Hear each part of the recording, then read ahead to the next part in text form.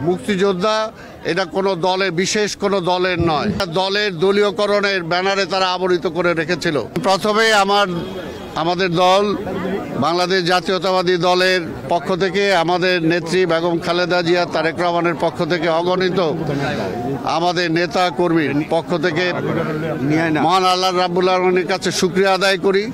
দীর্ঘ 15 বছর স্বৈরাচার বিদায় হওয়ার পরে আজকে মুক্তভাবে আমরা আমাদের এই জাতির বিবেক, যাদের রক্তের বিনিময়ে এই দেশ স্বাধীন হয়েছে, আজকে সেই বুদ্ধিজীবীদের এখানে আমরা আসার সৌভাগ্য আমাদের হয়েছে, জনগণের সৌভাগ্য হয়েছে।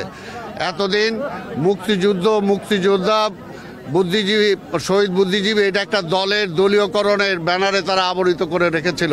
যেভাবে সম্মানিত হওয়ার সুযোগ ছিল, সেই সম্মানটুকু পর্যন্ত সেই সময় আওয়ামী লীগের পক্ষ থেকে পায় নাই বা দেওয়া হয় নাই। তা আজকে দীর্ঘ 16 বছর, 17-18 বছর পরে আমরা সেই সুযোগটা পেয়েছি। আমরা বিশ্বাস করি যে মুক্তিযোদ্ধা এটা কোনো দলের বিশেষ কোনো দলের নয়। তাই আমরা সবাই ঐক্যবদ্ধভাবে আজকে ফ্যাসিবাদকে বিদায় করেছি। ইনশাল্লাহ ফ্যাসিবাদ এই দেশের যে ক্ষতি করেছে, যে গণতন্ত্র হত্যা করেছে, আমাদের মৌলিক অধিকার ছিনিয়ে নিয়েছে, আমাদের গণতান্ত্রিককামী যে সমস্ত সৈনিকদেরকে তারা হত্যা করেছে, আজকে সেটার বিচার এই দেশের মাটিতে হবে এবং ঐক্যবদ্ধভাবে এই দেশ আবার আমরা গড়ে তুলব। আজকের এই দিনে এটাই হলো আমাদের শপথ।